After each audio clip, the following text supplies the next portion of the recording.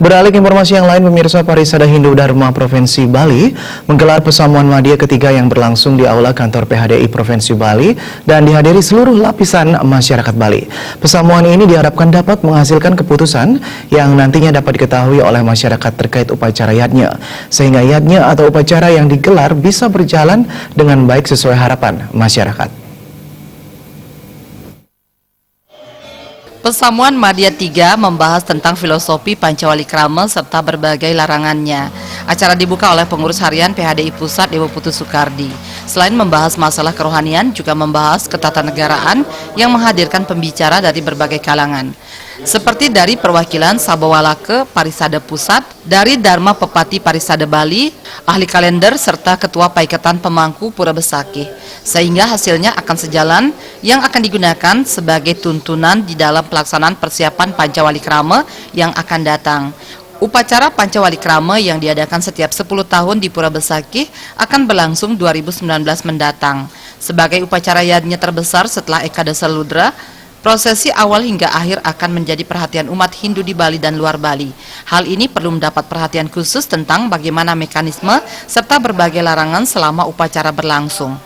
Ketua PHDI Provinsi Bali Profesor Dr. I Gusti Ngurah Sudiana mengatakan, upacara besar seperti Pancawalikrama merupakan proses penyucian alam.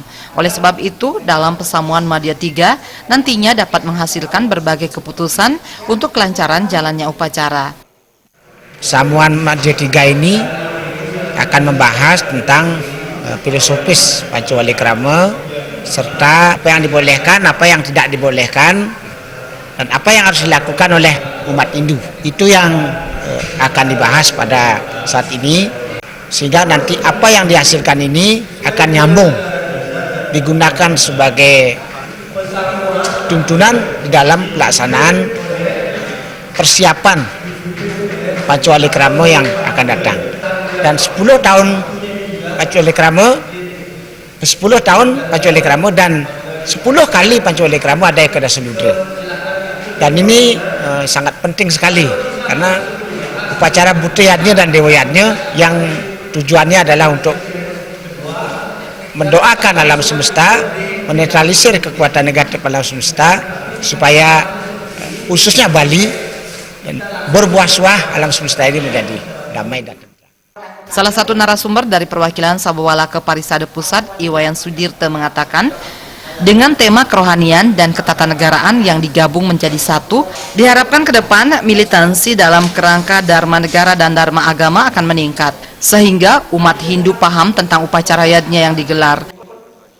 Ini sudah bagus, tema-tema kerohanian dan tema-tema ketatanegaraan digabung menjadi satu.